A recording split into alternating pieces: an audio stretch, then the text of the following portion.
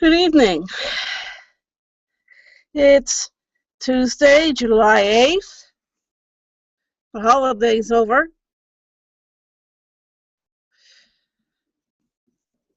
We're right in the middle of summer.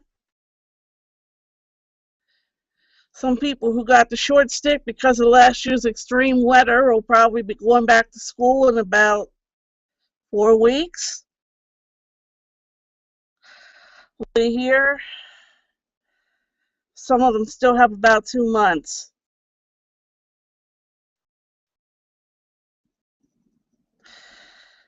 I was home for the holiday after the big cruise in June. So I'm going to probably be around for a couple of months, be able to do these a little more regularly.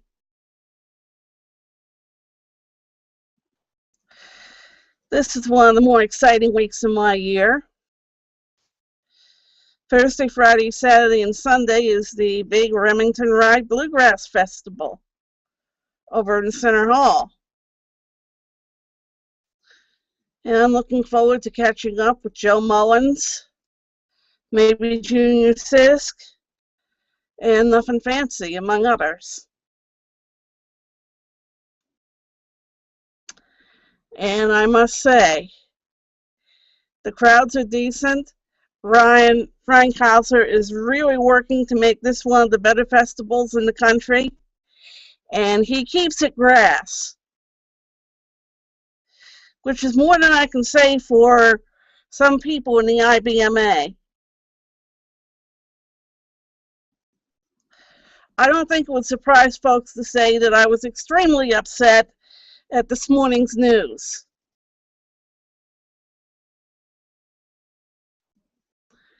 I respect Leanne Womack as an artist. I respect Leanne Womack as a bluegrass fan. And I think it was interesting they mentioned about all the fun she had last year, that they noticed she was there. But why do we need somebody who has never recorded bluegrass to help host our awards?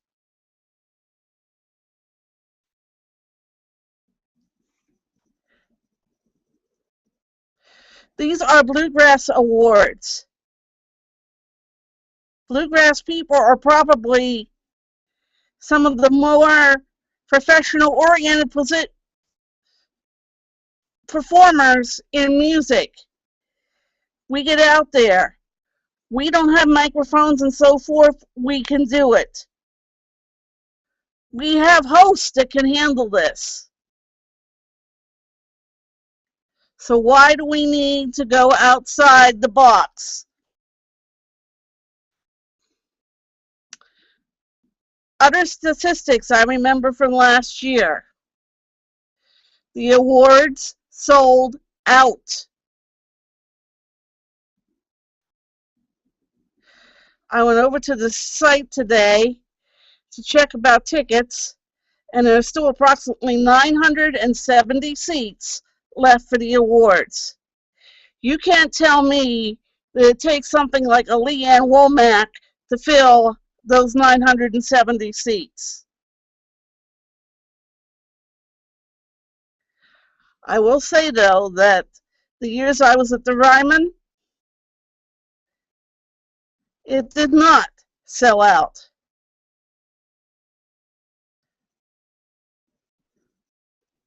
Two different years, I sat by people who got tickets the week of or the day of the show. And also one year when I was sitting there was a whole row in front of me of somebody that bought a block of tickets for their group that backed out.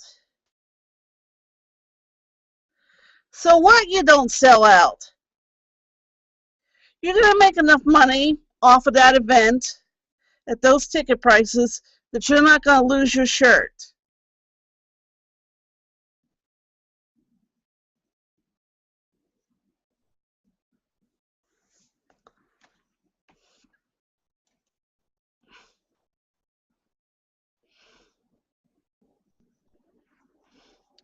Just checking my Q&A and my chat window. Nobody here. You know how I am when I try and schedule this during the time of my Western Swing hour. I love Western Swing. And I pride myself that I'm one of the people in the world who actually broadcast a designated block a week to Western Swing.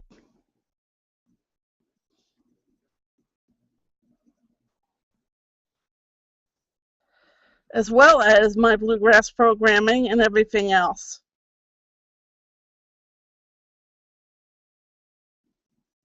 Also, I would love to know if the Association of Bluegrass Broadcasters will hold up. It seems some people are distracted to the point where we don't know what's happening. I know it's summer. This is a heavy week of activities, but issues have been posted that could use a little more response than they're getting.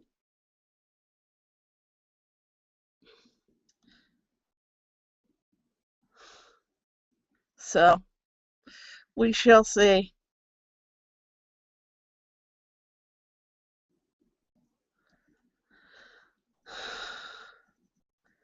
On the other front, this has been happening for years. And I can't say I blame the artist for getting a little disappointed about it. He says he's just posting it for the principal, but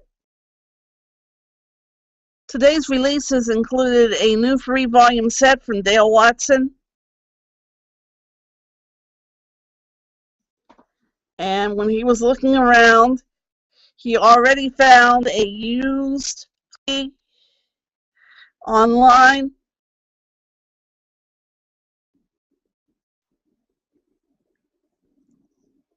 Now, I know for years that's the way it has been.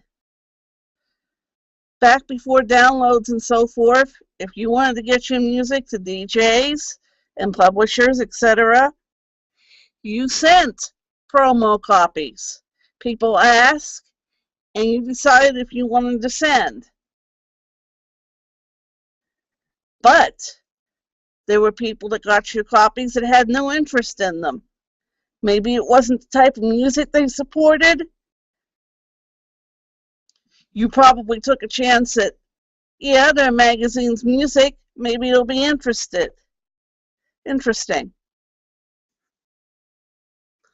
And I have friends that have promos stocked to the wazoo, or if they have gotten rid of them, it has been in a very quiet manner.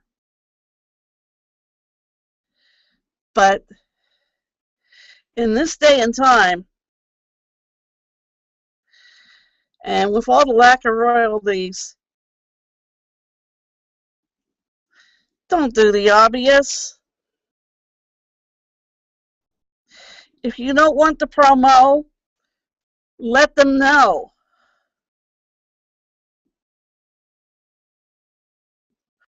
Or try to return it, or quietly pass it along to somebody who might.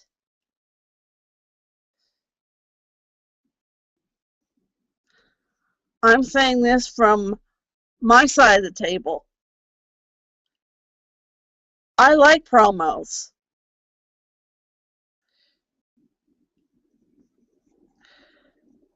At least, I would say that 2/3 of the music, the new music that I get from for the station, comes from promotions, but particularly online through like Airplay Direct, Noise Trade, etc.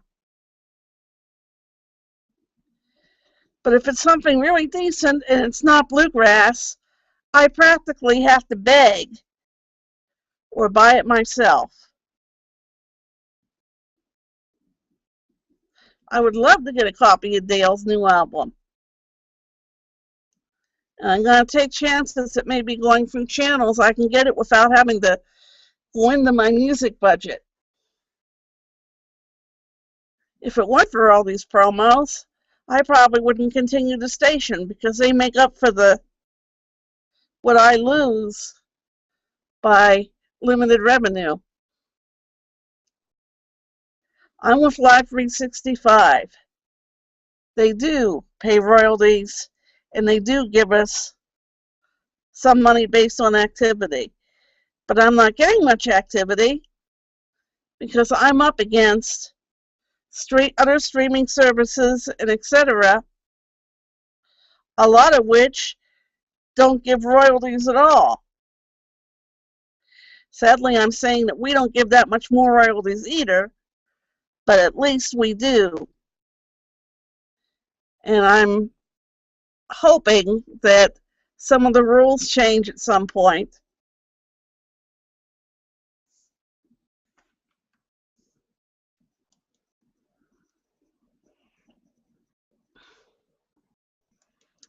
Okay. Nobody chat, nobody Q&A.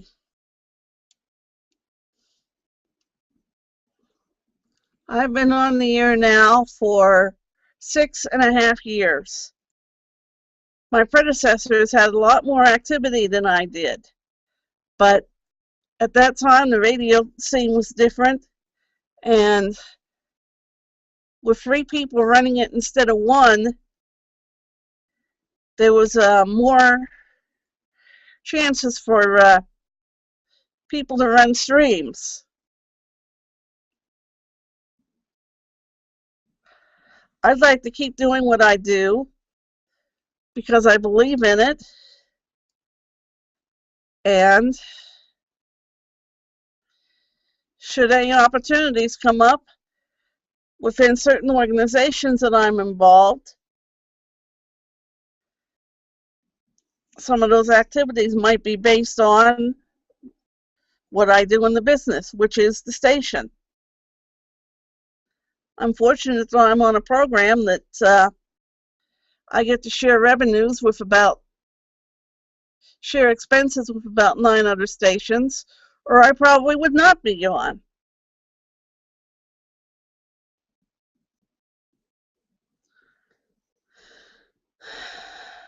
Okay.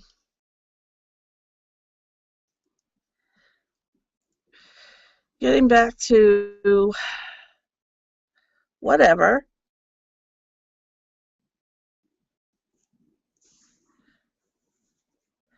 One more interesting aspect of bluegrass. The Gibson brothers have now signed with Rounder. After 6 years with Compass and previously with Sugar Hill. My interesting point on that is,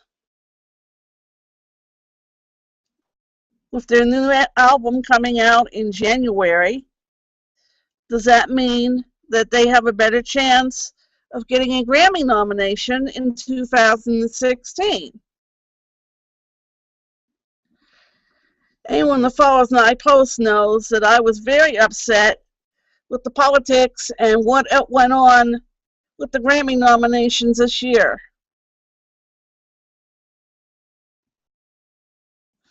Of the 5 albums nominated for Bluegrass this year for a Grammy, 3 were with Rounder, and 2 were somewhat independent. McCrory Music, which one was definitely independent, and the other one, the Boxcars, was with a group out of North Carolina that distributes only bluegrass and gospel music. Meanwhile, Rounder had Dailey and Vincent. That one I can accept. James King. Pretty good choice. And then Della Mae. Della Mae was just up for Emerging Artist of the Year. Now, granted, a few years ago, Daley and Vincent did take it when they were up and were nominated their first year. But Della Mae is not that strong. Where were Compass to get the Gibson brothers on that list? And surely, if the Mountain Home Group could get something on there, so could Mountain Fever, Rural Rhythm, Pine Castle.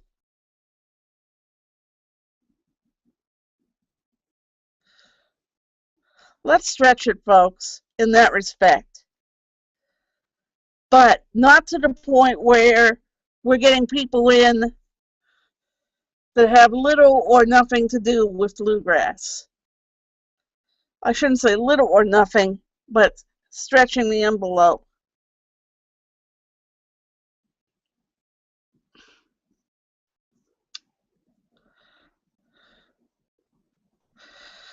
The IBMA does not have to worry about the number of folks coming this year. They packed it in last year, and as far as I can tell, it's going to hold up. But when I go to a convention or a bluegrass festival, I'm not going to see the people with drums,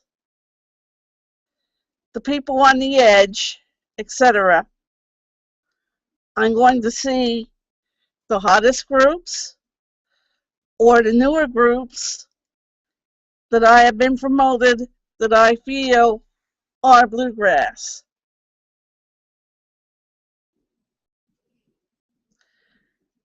When I went to my first festival in 2010, the first show I went to see was Donna Ulisse. I had been talking with her and her manager for a while online, and that was one of the prime reasons I went down. I then went to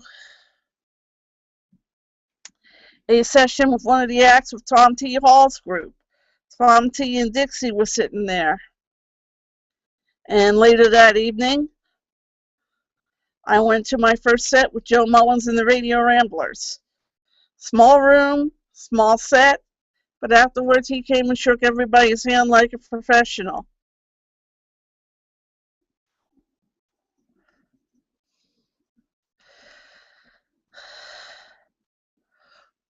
Thanks to one of the better aspects of IBMA, most of the labels do use AirPlay Direct eventually, or they use systems or are really in contact. I have to give Bluegrass that credit. So I do get a lot of bluegrass. I get enough that if you listen to my current hour, you will not hear things that are over 6 months old. Or if you do, it is not the first track from that album.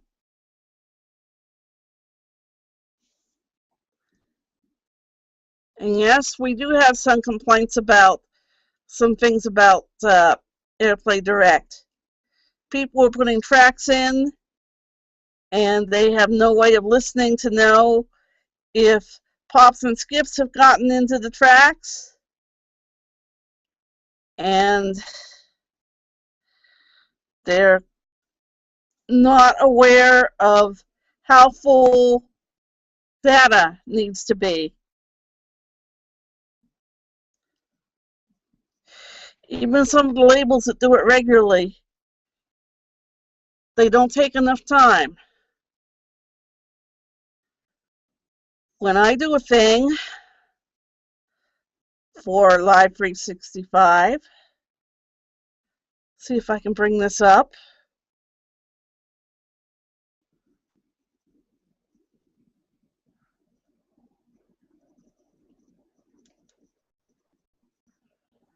That's my capture.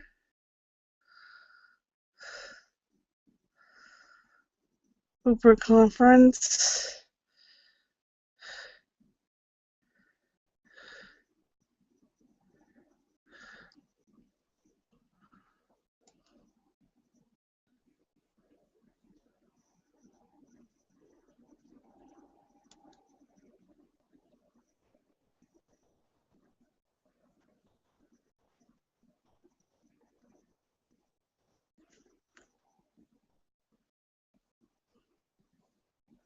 Let's see, we got here chat.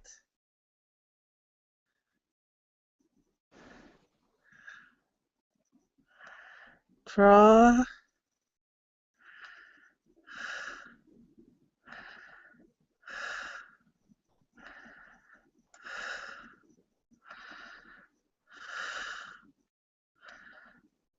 People mute microphone, turn camera off, bandwidth.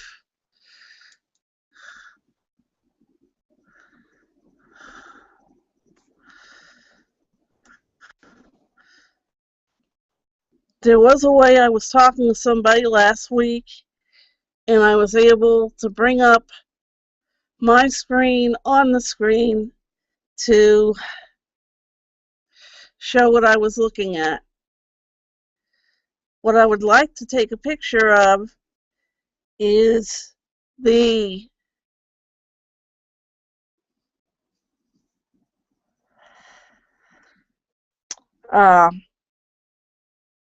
four-line data thing that I have for Live 365, so folks can see what I have to deal with. It lists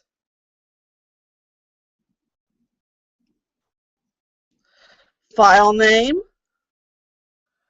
artist, track name, and album.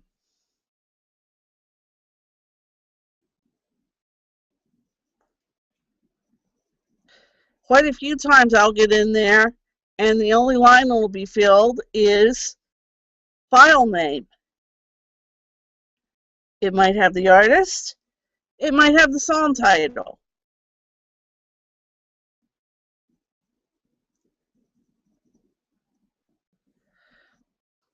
Hopefully the artist's name will be filled in. The track line and the album line are often the most missing. And quite often I have to go back to grab the album line because I will download an album, I will not listen to it, or when I go back to pick it up, then I will find out that I don't have the album name.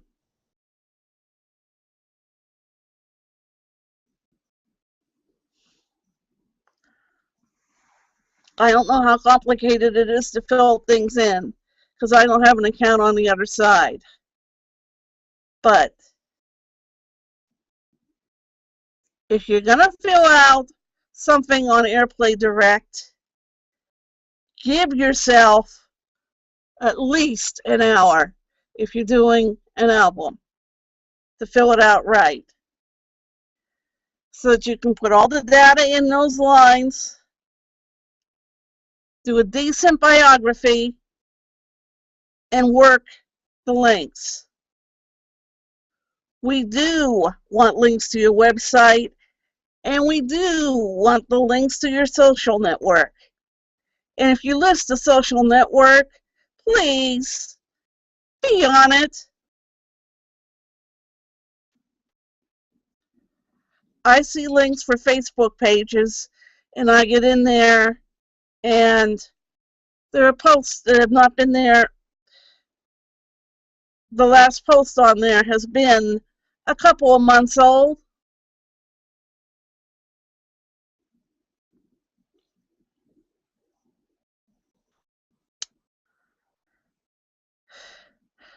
Social activity is the way of the world these days, folks. You want to get out and do your thing. If you're a group, designate somebody to handle the social media or plan on it.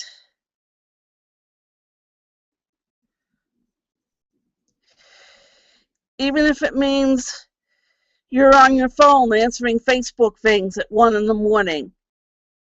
We appreciate it. We want to know you. And maybe you say you have too many people to talk to.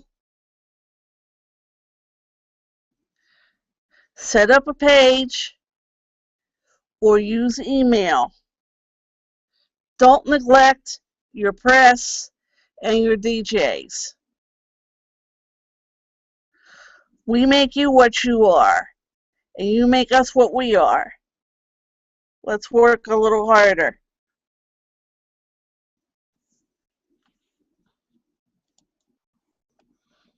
See what's on here.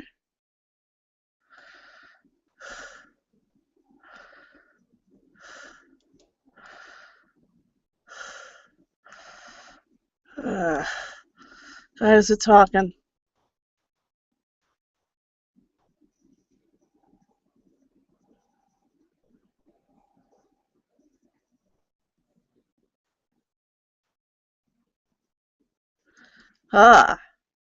Somebody asked how would everyone feel if Sherry Douglas were asked to co-host the CMA Awards.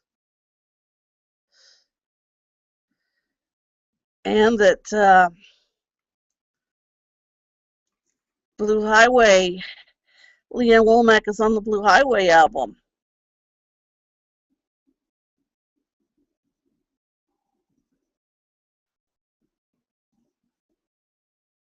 Five people looked at my post about this chat, and of them, I think I've seen 2 of them on here at different times.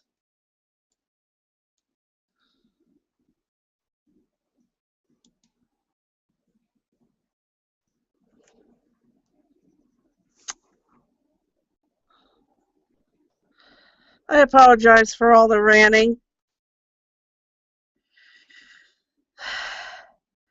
It goes with my business.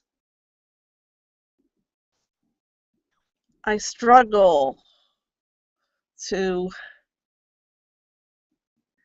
keep listeners.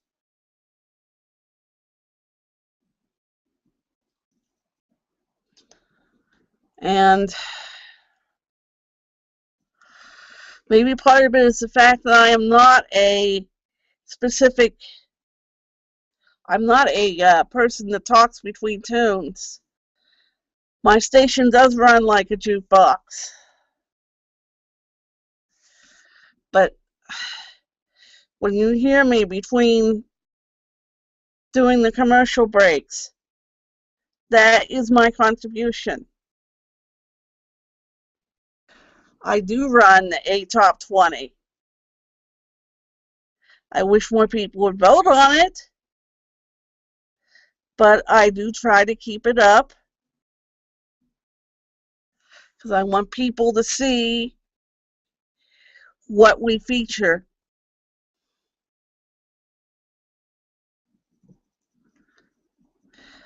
I do care about birthdays in country and bluegrass and western swing. I don't list the departed. That would make it a little confused. That would confuse people. As it is, it confuses people. I have another person who writes that stuff on Facebook, and people have come on to her post that said, oh, why isn't this person performing? Maybe because they're dead?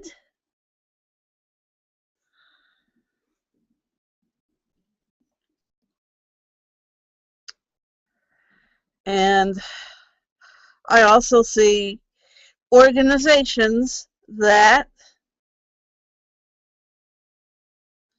when somebody passes away, they list articles that don't have the date, or the date is in such fine print that people don't notice it. It's amazing the number of times somebody has listed somebody has died and it's been a few years earlier. If you're not sure, look it up.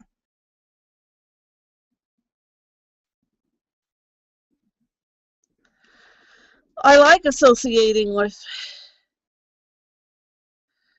music people. And I'm fortunate that particularly since 1995, when I got online and got into this country chat groups, I have had many opportunities that have built me up to where I was comfortable taking over this station 7 years ago, particularly in Texas, with no offense to you bluegrass people. I came up through the ranks in Austin, which led me to Steel Guitar Folks.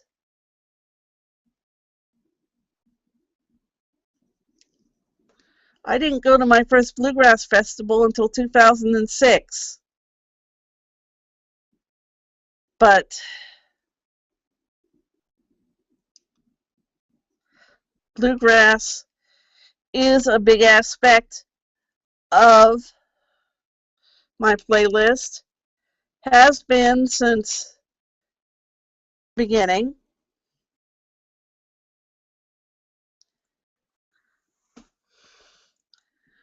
When I was buying CDs like mad the first year of running the station, a lot of it was the new bluegrass.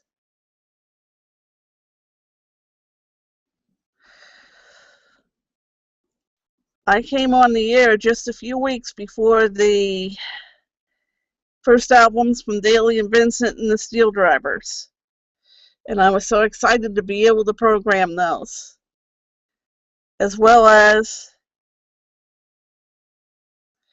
go to the defunct music store out in North Carolina to order a lot of the current Pine Castle stuff at that time, including Special Consensus.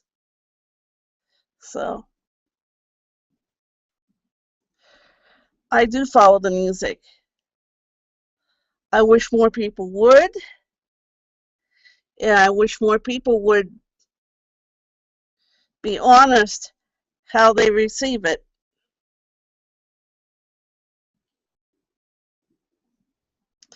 Somebody has to pay,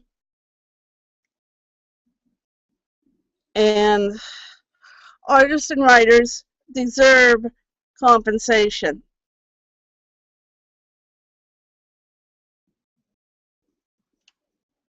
And unfortunately, it has evolved to the fact that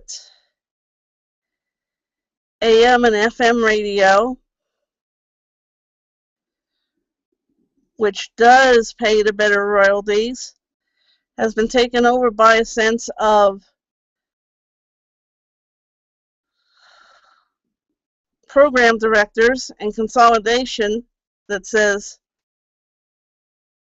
3 hours, play it again.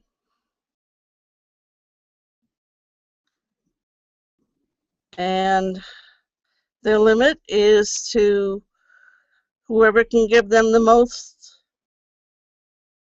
I still think there's a sense of payola out there.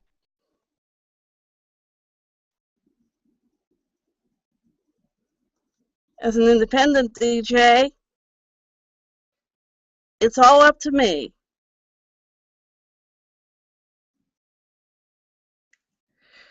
You ask me to play something, if I feel it's within my genre and I like it, I probably will. If I don't like it and feel that it is not within my constraints, I will tell you, no.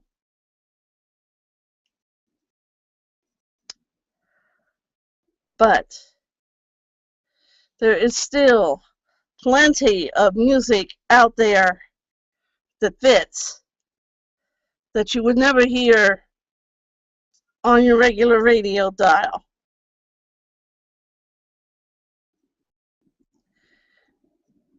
If you have satellite radio, You might hear it, but a lot of it you will not hear.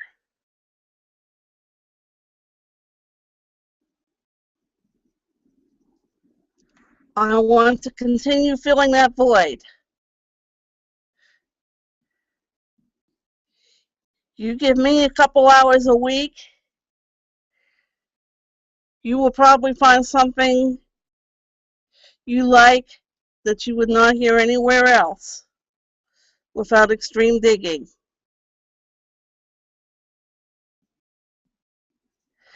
Give me that time. Tell me what you like.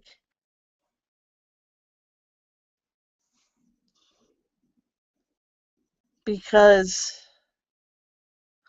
I do have the connections with those artists.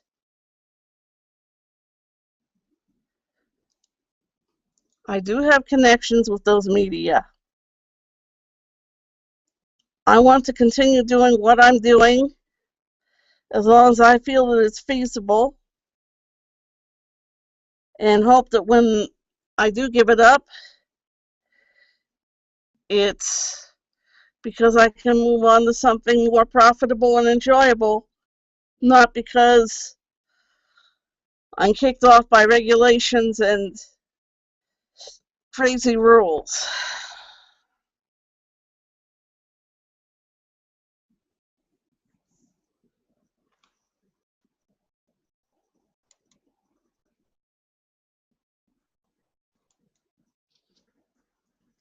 Taking my photo here so that I can go.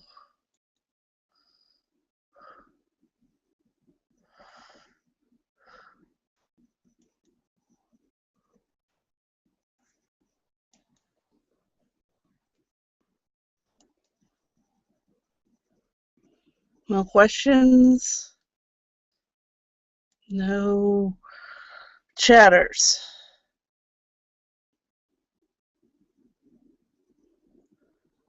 All right. It's 10:25. I think I'm going to go enjoy the rest of the Western Swing Hour. And maybe I'll be back in about an hour to check again to see if anybody else is up or about. Good night. 5, 4, 3, 2, 1.